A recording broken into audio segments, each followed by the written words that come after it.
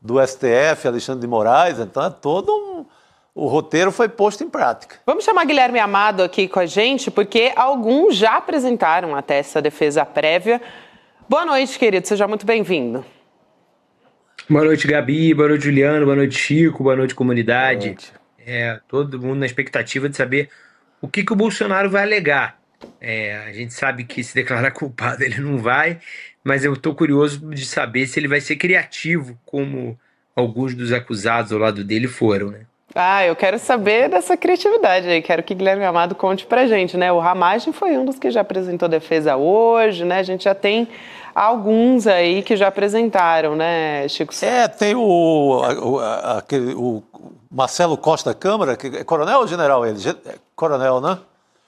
O Marcelo Costa Coronel Câmara. Que Coronel apresentou Câmara também, que foi na linha de impedir o Moraes. Tem muitos que estão nessa linha, que ele também querem ser julgados na primeira instância e acham que não tem que ter, tem que ser o Moraes, não tem que ser STF. E ele também tem uma alegação que beira o cômico, que ele fala, eu falei aqui da preparação da arma para o Alexandre de Moraes, ele que era responsável muito por esse capítulo, da vigilância ao Moraes, saber os passos, etc. Ele era assessor do Bolsonaro ali, só para dar o... Assessor do Bolsonaro. Em algum momento tem movimentação financeira de conta dele para Michele, em despesas lá. Ele é muito envolvido na história toda, mas ele fala que a vigilância que ele fazia era tudo legal porque era Google, ver alguns telefonemas, ver telefonema do outro. E agendas que são públicas, agendas do STF, ou seja, onde vê os passos do Xandão. Só que quando você descobre que tinha gente ali na tocaia para o assassinato, digamos que não era uma atividade das mais comezinhas, não era uma reportagem, vou no Google, sei quem o cara vou ver a agenda pública dele. Ele quer dizer que é quase um repórter, e não era bem isso, né? Amado, e aí essas estratégias? Onde está no rol de atribuições, para usar uma palavrinha da moda, né? No job description desse camarada, ele monitorar de qualquer maneira que seja o Alexandre de Moraes. Obviamente era uma exorbitação do que ele deveria fazer, né? De maneira nenhuma um assessor de um presidente da República tem que monitorar da maneira que for um ministro do Supremo. Se era vendo agenda pública, se era dando um Google, seja lá, ou bisbilhotices mais graves, não é para ele fazer isso. Ponto. Eu acho curioso que ele confessa que monitorou. Para mim, isso já basta para os ministros conseguirem formar uma convicção sobre a culpa desse cidadão em específico. Ele viu que talvez não houvesse saída mesmo nesse caso e partiu para essa, né? Porque tem os diálogos entre eles. Tem também. Diálogo, tem áudio, tem tudo.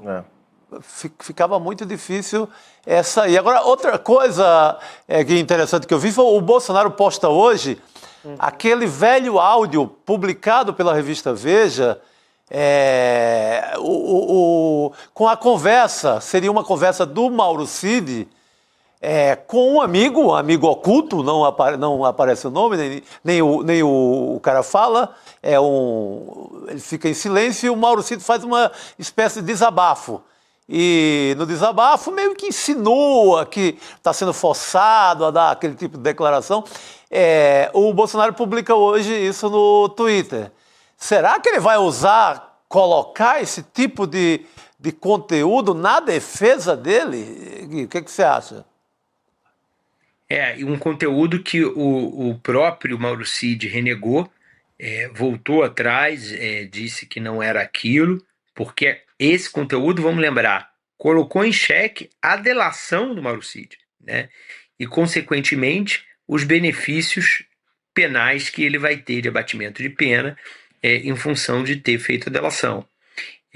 Vale tudo, né, gente? Nesse momento, o Bolsonaro precisa, para usar a palavra que eu empreguei no início do meu comentário, ele precisa ser criativo, ele precisa usar qualquer tipo de subterfúgio para conseguir criar uma tese de defesa. Porque o corpo da coisa, de que ele não planejou um golpe, isso é inescapável, isso está provado e ele não vai conseguir demonstrar isso com fato nenhum novo, né? Eu queria trazer aqui também a defesa do Ramagem, gente. A gente tem aqui um trechinho do que a defesa dele apresentou, dizendo que ele não estava mais no governo quando começou a radicalização. Olha só o argumento. Abre aspas, então. A narrativa apresentada na denúncia demonstra claramente uma radicalização de falas e atos a partir do ano de 2022. Mais precisamente a partir de julho, momento em que Alexandre Ramagem Rodrigues não mais integrava o governo federal, já tendo sua atenção há meses voltada à disputa eleitoral que se avizinhava. Lembra que a gente falou? Joga pra turma, né? Exato. Não tem nada a ver com isso, né? E a gente até falou, né, sobre A defesa do Alexandre Ramagem é maravilhosa, na minha opinião. Porque, primeiro, ele admite que havia um ambiente golpista. É isso que ele fala, né? Segundo, ele diz, eu não fazia parte desse ambiente golpista. Gente, o ambiente golpista estava dado desde 2019. Para a gente ser mais preciso, começa a ganhar corpo mesmo na pandemia, em 2020. Vamos lembrar que as ameaças públicas, não eram ameaças veladas, não, públicas, de descumprimento da Constituição, de ruptura institucional, eram dadas pelo Bolsonaro no cercadinho, nos microfones, nas entrevistas. Uma delas envolvendo o Alexandre Ramagem, quando, em abril de 2020, o Bolsonaro vira e diz que vai peitar a ordem do Alexandre de Moraes de não colocar o Alexandre Ramagem como diretor da Polícia Federal. E aí o Davi Alcolumbre tem que ir para um corpo a corpo com o Bolsonaro, passa a boa parte da madrugada do dia que o Bolsonaro falou isso, em comunicação com o então presidente. O Dias Toffoli, presidente do STF, também faz parte desse esforço. E aí o Bolsonaro desiste. Há ainda um outro fato nesse episódio. Eu sei bem desses detalhes porque foi uma crise que eu apurei peripasso para o livro que eu publiquei sobre o período, que é a morte da esposa do Wagner Rosário, então ministro da CGU.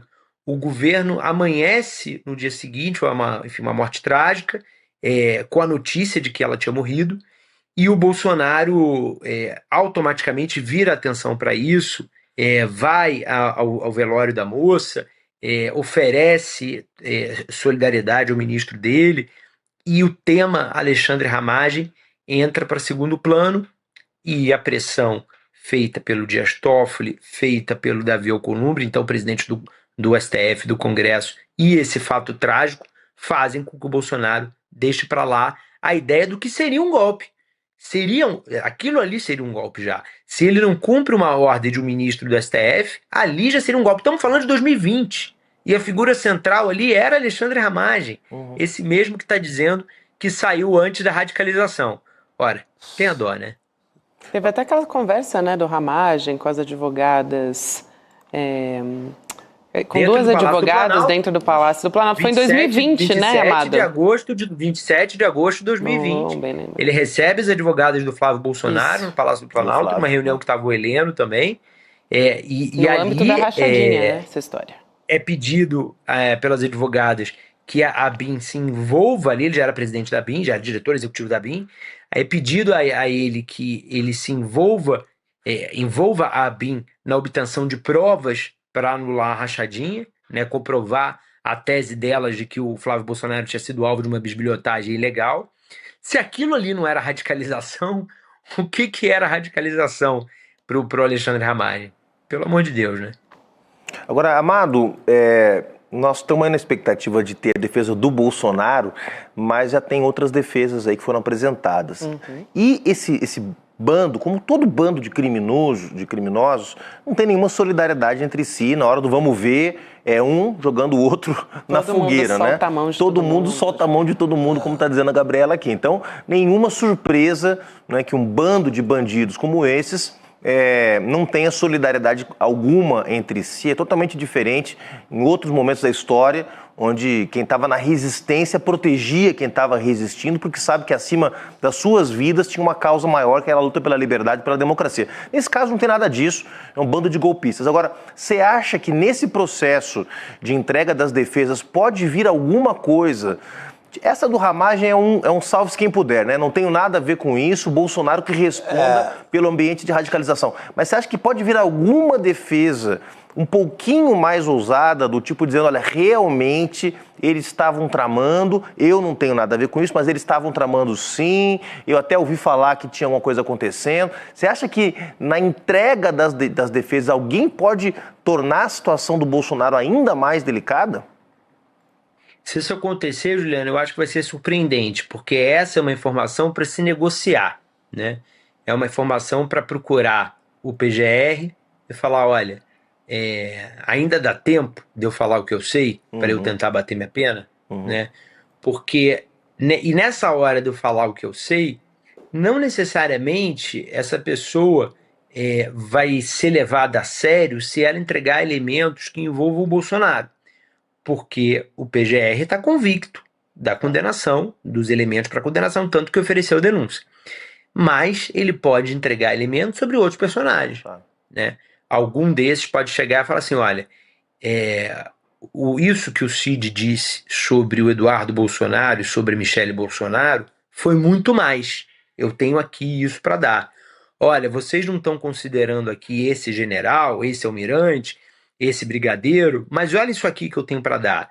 Ou, o que seria excelente, assim, olha, ninguém está falando muito de financiamento, olha aqui o que eu tenho para dar. Isso, inclusive fica a ideia aqui de todas essas opções que eu dei aqui, para quem tem que tentar salvar a pele no Supremo, qualquer uma dessas coisas que vocês tenham de maneira mais concreta, pode significar anos a menos de cadeia para vocês. E olha que pela dosimetria da turma do 8 de janeiro, eu acho que não vai ser pouco tempo de condenação, não. Muito bom. Eu queria também lembrar, né, que amanhã vencem as defesas, os prazos para as defesas do general Braga Neto e também do Almir Garnier. E o Braga Neto, na defesa dele, tinha pedido mais tempo para estender o prazo também. O Bolsonaro também fez isso, mas o Xandão negou também. Todos eles estão tendo o mesmo prazo, né, enfim, conforme manda a lei para dar essa resposta, essa defesa prévia para todos eles. 15 dias úteis, é uma defesa, ela é o primeiro momento, é uma defesa, né, muito inicial ainda.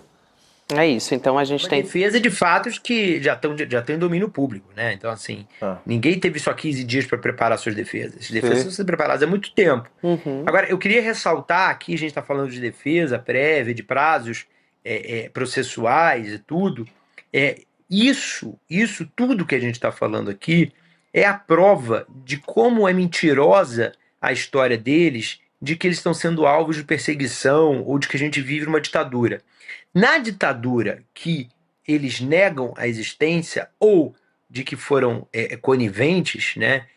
Foram diligentemente coniventes, caso do Bolsonaro, caso do Augusto Heleno, caso do Walter Braga Neto, que começaram suas carreiras na ditadura, ali não havia isso. Ali não havia processo, ali não havia defesa, ali havia tortura, ali havia desaparecimento de corpos, ali havia execução sumária.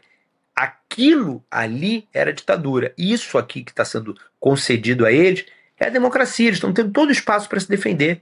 Se o Bolsonaro conseguisse contrapor com fatos que, olha, eu não tenho nada a ver com essa minuta de golpe, olha, é mentira o que o comandante do Exército, o comandante da Aeronáutica estão dizendo de que eu propus a eles um golpe, olha, é mentira tudo que o Mauro Cid está falando, mas ele não faz nada disso. Ele fica pedindo anistia sem, conforme eu já falei aqui algumas vezes, sem sequer querer fazer um gesto de pacificação do país. Amado, rapidinho, eu queria só saber se a gente já tem novidades dessa reunião do Lula com os ministros, empresários, para discutir o preço dos alimentos. Enfim, é a grande preocupação do governo nesse momento pela questão da popularidade, claro, porque tem que resolver esse problema também para a população. A gente já tem alguma novidade ou a gente está aguardando eventualmente um pronunciamento do presidente Lula em breve? Rapidíssimo, que a gente já vai voltar a falar da denúncia com Carolina Brígido, mas queria te ouvir sobre isso.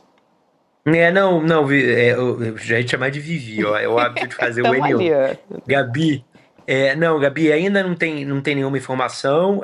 Como você falou, talvez a coisa mais importante do governo nesse momento, né? E é bom também o significado político de você voltar a ter empresariado sentando para conversar com o governo. Isso é uma coisa em termos de política, a gente não pode menosprezar.